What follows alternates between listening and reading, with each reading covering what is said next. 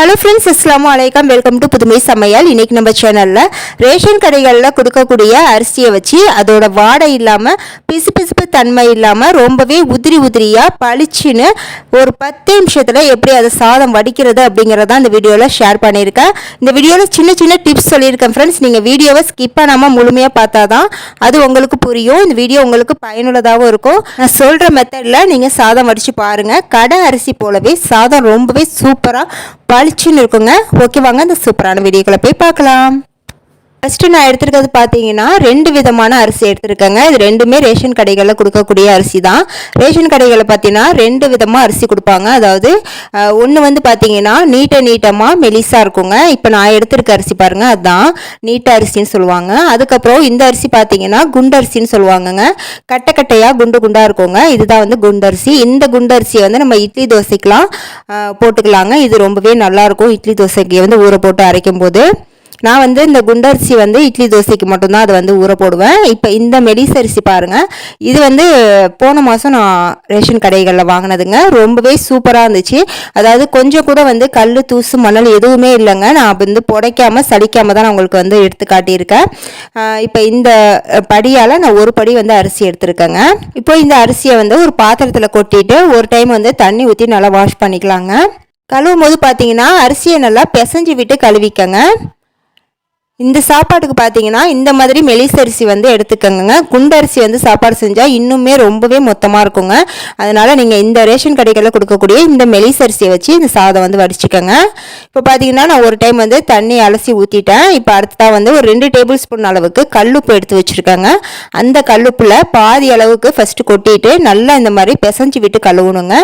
இந்த ஸ்டெப் எதுக்காக பண்ணுறோம் அப்படின்னா, இந்த ரேஷன் கடைகளில் கொடுக்கக்கூடிய அரிசியில் பார்த்தீங்கன்னா ஒரு மாதிரி வந்து பிசுபிசுப்பு தன்மை இருக்குங்க. அது நம்ம தண்ணி ஊற்றி அலசும் போதே நம்ம கையில் வந்து ஒரு மாதிரி ஒட்டுற மாதிரி இருக்கும். அந்த மாதிரி இல்லாமல் இருக்கிறதுக்கு தான் நம்ம இந்த ஸ்டெப் வந்து செய்கிறோம். இப்போ பாருங்கள், நல்லா வந்து நான் பிசைஞ்சு விட்டுட்டேன், உப்பை போட்டுட்டு. இப்போ இன்னொரு தடவை வந்து தண்ணி வந்து ஊற்றிட்டு மறுபடியும் வந்து நல்லா ஒரு அலசி அதையுமே வந்து கீழே ஊற்றிடலாம். இப்போ நான் அந்த தண்ணியை வந்து கீழே ஊற்றிட்டேங்க. இப்போ அடுத்ததாக இன்னும் கொஞ்சம் பாக்கி உப்பு வச்சுருந்தேன் பாருங்கள், அந்த உப்பையுமே சேர்த்துட்டு மறுபடியும் இன்னொரு தடவையும் நம்ம ஃபஸ்ட்டு எப்படி வந்து நல்லா பிசைஞ்சு விட்டு கழுவுனமோ அதே போல் நல்லா பிசைஞ்சு விட்டு கழுவிக்கங்க. இந்த மாதிரி நல்ல அரிசியை வந்து உரசி விட்டு கழுவும் போது பார்த்தீங்கன்னா அதில் உள்ள பிசுபிசுப்பு தன்மை கொஞ்சம் கூட நமக்கு இருக்கவே இருக்காதுங்க. சாதமும் வந்து கொலன்னு இல்லாமல் இருக்கும். இப்போ பாருங்கள், இதையுமே நல்லா வந்து நான் பிசைஞ்சு எடுத்துக்கிட்டேன். அதாவது அந்த கல்லுப்பு வந்து நல்லா கரைஞ்சி நீத்து வருங்க. அந்த அளவுக்கு நல்லா பிசைஞ்சு விட்டுக்கோங்க. இப்போ அடுத்தா இன்னொரு டைம் வந்து தண்ணி ஊற்றி அலசி அதையுமே வந்து கீழே ஊற்றிக்கலாம். இப்போ பார்த்தீங்கன்னா நான் வாஷ் பண்ணி முடிச்சிட்டேன். இதுக்கப்புறம் நம்ம என்ன செய்ய போகிறோம் அப்படின்னு பார்த்தீங்கன்னா, நல்லா கொதிக்கிற சுடு தண்ணி இருக்குது பாருங்கள், அந்த சுடு தண்ணியை வந்து இந்த அரிசியில் வந்து ஊற்றிக்கலாங்க. ஊற்றிட்டு ஒரு ஸ்பூனை வச்சு நல்லா இது போல் மிக்ஸ் பண்ணிடுங்க. ஏன்னா கொதிக்கிற தண்ணி அப்படிங்கிறதுனால நம்ம கை வந்து வைக்க முடியாது. ஒரு ஸ்பூனை வச்சு நல்லா மிக்ஸ் பண்ணி விட்டுட்டு இதை அப்படியே வந்து ஒரு 1 மணி நேரம் விட்டுருங்க. குறைஞ்சபட்சம் 1 மணி நேரம் விடுங்க. அதிகபட்சம் வந்து 1.5 மணி நேரம் விட்டால் போதும். இந்த மாதிரி நம்ம சுடு தண்ணி ஊற்றி ஊற வைக்கும் போது பார்த்தீங்கன்னா அதோட பிசுபிசுப்பு தன்மை கொஞ்சம் இருக்கிறதும் வந்து ஃபுல்லாக போயிருங்க. அது மட்டும் இல்லாமல் நம்ம அரிசி வந்து ரொம்பவே பளிச்சுன்னு ஆயிருங்க. சாதம் வடிக்கிறப்ப பார்த்தீங்கன்னா நல்லா வெள்ளைன்னு இருக்கும். இப்போ 1 மணி நேரம் நல்லா ஊறிடுச்சிங்க. அரிசி நான் எடுத்து காட்டுறேன் பாருங்கள் எந்த அளவுக்கு பளிச்சுன்னு இருக்குன்னு. இப்போ இந்த தண்ணியை வந்து நம்ம கீழே ஊற்றிட்டு மறுபடியும் ஒரு டைம் வந்து பச்சை தண்ணி நார்மல் வாட்டரில் வந்து மறுபடியும் ஒரு டைம் வந்து வாஷ் பண்ணி எடுத்துக்கலாம். இப்போ அடுத்து நம்ம ஒலை வந்து வச்சு விட்டுக்கலாங்க. அடுப்பை பற்ற வச்சு பாத்திரத்தில் தண்ணி ஊற்றி நல்லா கொதிக்க வச்சுக்கலாம். தண்ணி வந்து பார்த்தீங்கன்னா இதுவுமே ஒரு முக்கியமான டிப்ஸுங்க. தண்ணி வந்து நல்லா சுத்தமான தண்ணியாக இருந்தால் மட்டும்தான் சாதம் வந்து நல்லா வெள்ளையாக வருங்க. நான் வந்து எங்கள் வீட்டில் இருக்கிற ஃபில்டர் தண்ணி வந்து யூஸ் பண்ணுறேன். நீங்கள் வந்து கேன் தண்ணி கூட யூஸ் பண்ணிக்கலாம்.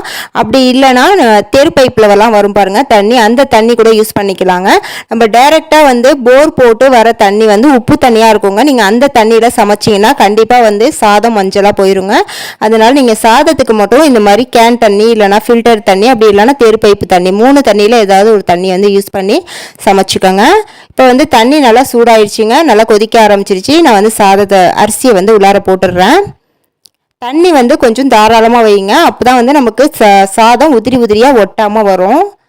இப்போ இந்த சாதத்துக்கு தேவையான அளவு உப்பு சேர்த்துட்டு ஒரு தடவை நல்லா மிக்ஸ் பண்ணி விட்டுட்டு இதை வேக விட்டுருலாங்க. இது வேகிற நேரம் பார்த்தீங்கன்னா கரெக்டாக 10 நிமிஷம் தாங்க. அதுக்கு மேலே டைம் எடுக்காது. ஏன்னா நம்ம சுடு தண்ணியில் ஊற வச்சிருக்கிறதுனால ஈஸியாக வந்து வெந்துருங்க. இப்போ பாருங்கள், நான் அந்த நுரையை வந்து நான் எடுத்து காட்டுறேன். கொஞ்சம் கூட வந்து எந்த ஒரு அழுக்குமே இல்லை பாருங்கள், நல்லா பளிச்சின்னு இருக்குது ஒலை கொதிக்கிற தண்ணி. இதுவே நீங்கள் சாதாரணமாக தண்ணி ரேஷன் அரிசியை வந்து அலசிட்டு நீங்கள் போடும்போது பார்த்தீங்கன்னா நிறைய அழுக்கு வந்து மேலே வந்து வருங்க. இப்போ பார்த்தீங்கன்னா இது வந்து நம்மளுக்கு சுத்தமாக இருக்குது. அதாவது கடை அரிசியில் சமைச்சா எப்படி இருக்குமோ அது போலவே இருக்குது பாருங்கள். இப்போ பார்த்தீங்கன்னா கரெக்டாக எனக்கு ஒரு 10 நிமிஷம் தாங்க ஆச்சு. சூப்பராக சாதம் வந்து வந்துருச்சு பாருங்கள். இதுவே நீங்கள் நார்மலாக ரேஷன் அரிசியில் சமைச்சிங்கன்னா கண்டிப்பாக வந்து ஒரு அரை மணி நேரமாவது அந்த சாதம் வந்து வேகுங்க. நம்ம இந்த மெத்தட்லாம் ஃபாலோ பண்ணி சுடு தண்ணியில் ஊற வச்சு சமைக்கிறதுனால ரொம்பவே ஈஸியாக வந்து வெந்துருங்க. அதாவது ஒரு 10 நிமிஷம் தான் கரெக்டாக டைம், அதுக்குள்ளே வந்து நமக்கு வந்துடும். இப்போ இந்த சாதத்தை வந்து நம்ம வடித்து விட்டுக்கலாங்க. நம்ம தண்ணி வந்து இந்த அளவுக்கு தாராளமாக வச்சா மட்டும்தான் சாதம் வந்து ஒன்றோடு ஒன்று ஒட்டாமல் உதிரியாக கிடைக்குங்க.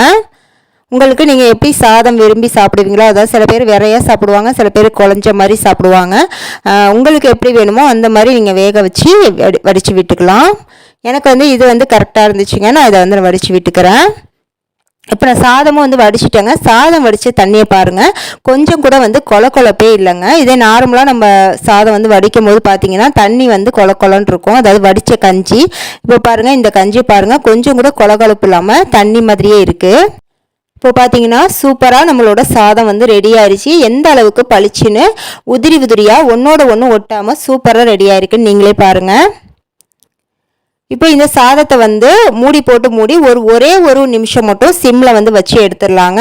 நீங்கள் இந்த ரேஷன் கடை சாதத்துக்கு மட்டும் இல்லை, எந்த அரிசியில் சாதம் வடித்தாலுமே சாதம் வடித்ததுக்கப்புறம் ஒரு நிமிஷம் மட்டும் மூடி போட்டு சிம்மில் வந்து வச்சுட்டு அதுக்கப்புறம் வந்து ஆஃப் பண்ணிடுங்க.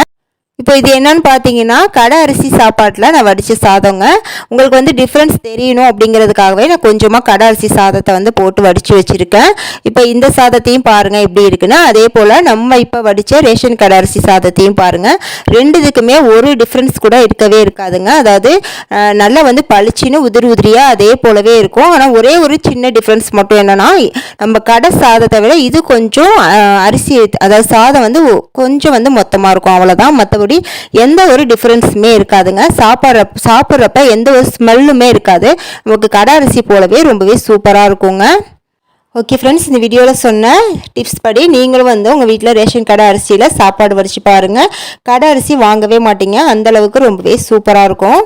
ஓகே ஃப்ரெண்ட்ஸ், இந்த வீடியோ ரேஷன் கடையில் அரிசி வாங்கி சமைக்கிறவங்களுக்கு ரொம்பவே பயனுள்ளதாக இருந்திருக்கும்னு நினைக்கிறேன். அது மட்டும் இல்லாமல் கடை அரிசி சமைக்கிறவங்க கூட ஒரு டைம் வந்து நான் சொன்ன இந்த மெத்தடில் சமைச்சு பாருங்கள், உங்களுக்கே டேஸ்ட் வந்து பிடிச்சி போயிடும். இந்த வீடியோ உங்களுக்கு பயனுள்ளதாக இருந்தால் மறக்காமல் வீடியோக்கு ஒரு லைக்கை கொடுத்துருங்க. இது போல் நிறைய யூஸ்ஃபுல்லான வீடியோஸ் தெரிஞ்சுக்க நம்ம புதுமை சமையல் சேனலை சப்ஸ்கிரைப் பண்ணி வச்சுக்கோங்க. நெக்ஸ்ட் ஒரு சூப்பரான வீடியோவில் வந்து மீட் பண்ணுறேன். தேங்க்ஸ் ஃபார் வாட்சிங்.